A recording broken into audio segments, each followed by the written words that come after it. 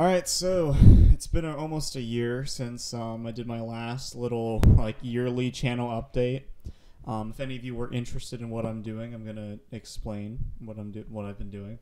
So basically, I've been learning Japanese. I've also been taking all my AP classes, and then so I took 4 AP classes this year. I took AP English Literature, AP US History, AP Calculus AB. I would have taken BC, but we don't offer BC in our school. And then AP Biology. The hardest exam, probably the AP Bio exam. I don't know. I don't like how they ask the questions, but it's whatever. Everything else is alright, I think, but we'll see on June or July 5th. What else? I had to take an SAT subject test. I took the Math 2 one. That didn't seem too bad. I took the Biology one. Again, it's just hard for me to discern how I do with biology, I guess. Math is easier because it's like you either know it or you don't really. And then what else? I took the PSAT again this year because our school offers it twice. So I took that and I got a 1520, which is a perfect score. So that'll be pretty nice to get on my college applications, become a national merit scholar or whatever. So that's all right. What else have I been doing? Like I said, Japanese. I've been learning some piano. I can play Rondo alla Turca. It's a good song. I can basically only play that song. There's like a couple other ones I can play, like crap. It's escaping my memory right now. What is it called? Sonatina in C minor or major or something like that by Clementi, and then some Peanuts, like the Charlie Brown stuff. What else? Just some other odds and ends. There goes my dog. Anyway, so I've been learning Japanese, and this is really what I've been going to talk to you about. It's just kind of like a yearly update on my progress, because it's been almost a year since I started. So I started with just learning kanji, and so basically I spent around 2 to 3 months just learning kanji, and I spent like 2 hours every day learning like 20 new kanji and then remembering the old ones through Anki. And so if you don't know what Anki is, it's a spaced repetition app. I would have it set in Japanese, but the characters are so hard to see if you change it. So I don't do that. Maybe eventually I'll do that. But also I spend so much time on Anki that if I were to put it into Japanese and I were to accidentally delete something and not even realize, that would completely ruin me. So I'm probably just going to keep it in English for now until I attain a level of almost fluency. So basically, what have I been doing with this? So I've been learning some GRE test vocabulary. That's basically what this says. And so I'm not going to have to take the GRE for a while.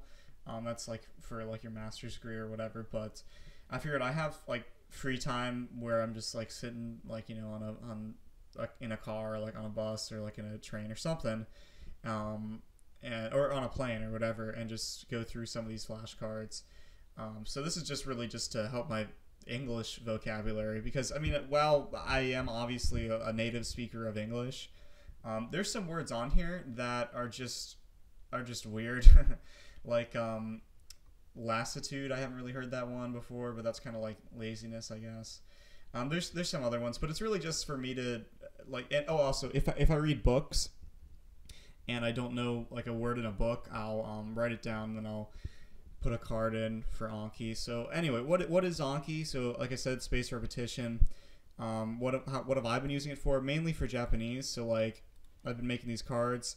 So this is a grammar card. This says basically afternoon, home, going, call. So and then this grammar construction basically means if and when I go to home in the afternoon, I will call you. So there's a bunch of stuff here.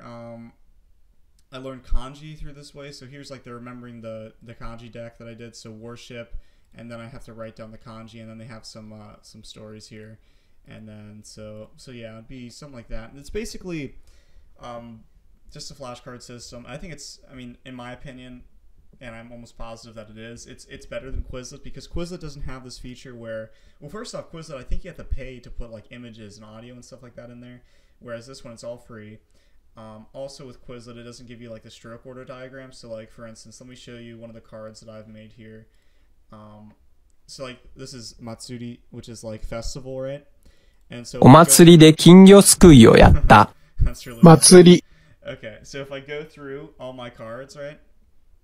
Turning down my volume, it'll have like images, it'll have the sentence with the blanked out word, and then like if I completely forgot Japanese, it'll have like the meaning on the back of it, or I can go into the editing and then check out the meaning, testing all these different お祭りで金魚すくいをやった。 so that 祭り。 basically tests testing like the kanji character here, and the pronunciation. So yeah, I mean it's just really cool. I like this stuff. I've spent countless hours at this point, just going through it. Right now I'm at 1,750 something words learned. I have a little book that like kind of tracks my progress here. I finished Genki 1, I'm on to Genki 2. I know that apparently with the whole AJAT method, you're not supposed to do that. And I recognize that AJAT is probably the best method to learn Japanese. So if you don't know what AJAT is, it's called All Japanese All the Time. So basically you try to immerse yourself in Japanese media and content like 24/7.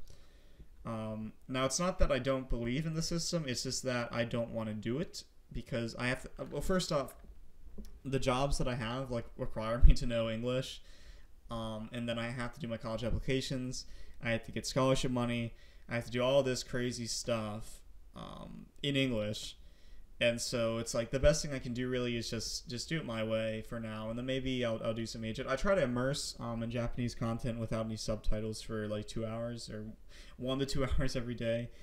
It's kind of difficult because I am kind of busy right now.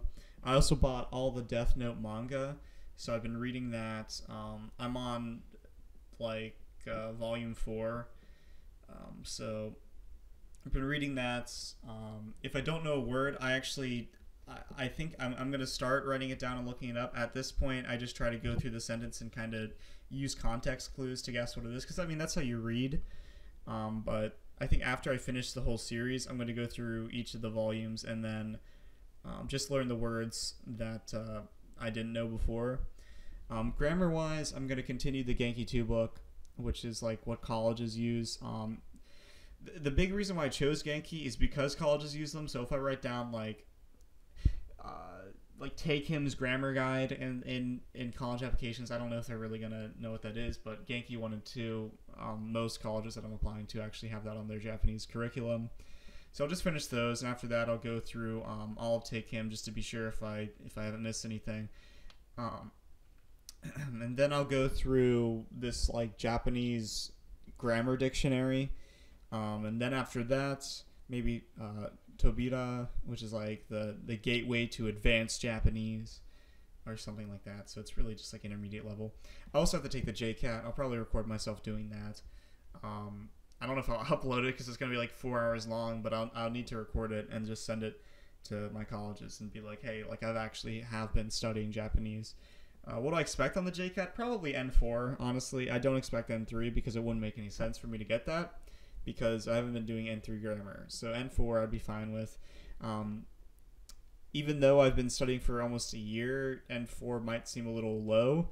The reason that I don't care is because the JLPT doesn't really, and this is with standardized tests in general, they don't really test what they kind of mean to, but colleges like to see them. So like SAT and PSAT, they love to see that stuff, even though you can be perfectly intelligent without having a good score on those tests, and I don't want to have anything to do with it. But also another thing, did you see that the SAT has released like a what do they call it, a hardship score?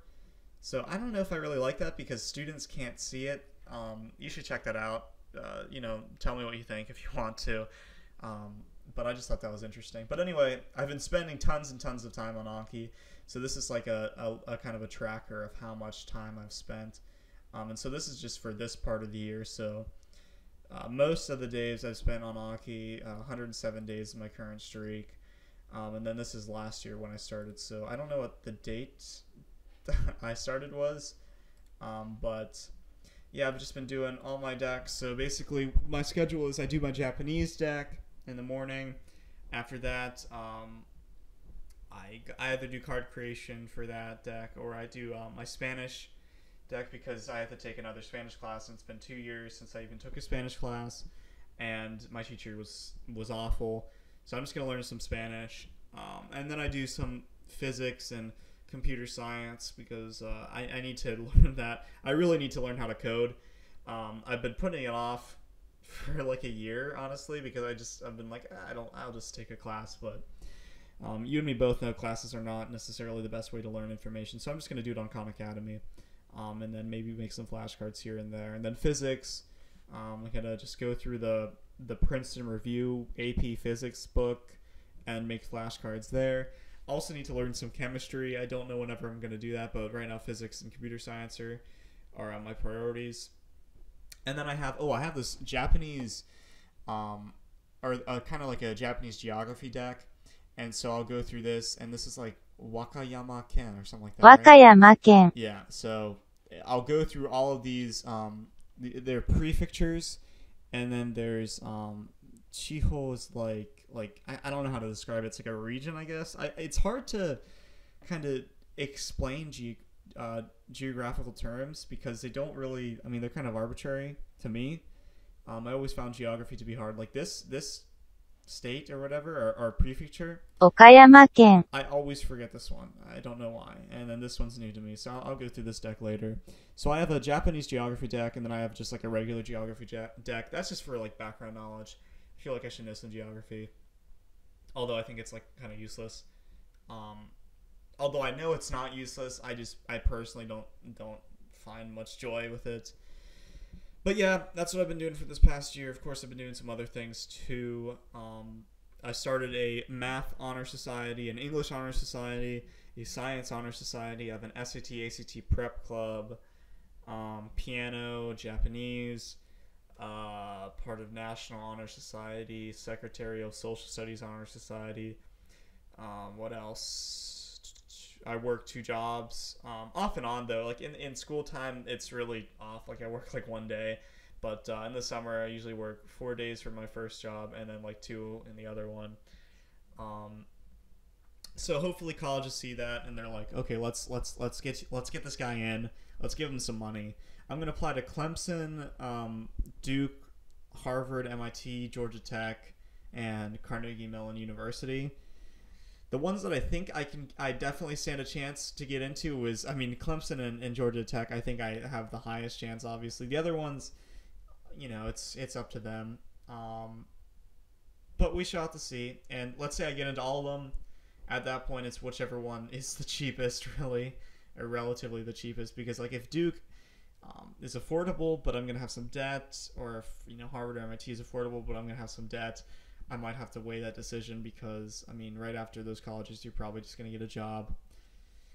But it's so hard to tell because, like, I'm only 17 years old and, $100,000 in debt doesn't sound very good to me. Also, I'm probably going to need my master's degree. Also, I don't have any experience of the world comparatively to, older people. So it's a crazy ride we're gonna have next year.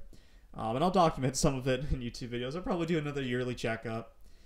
But anyway, so that's been it. It's been real.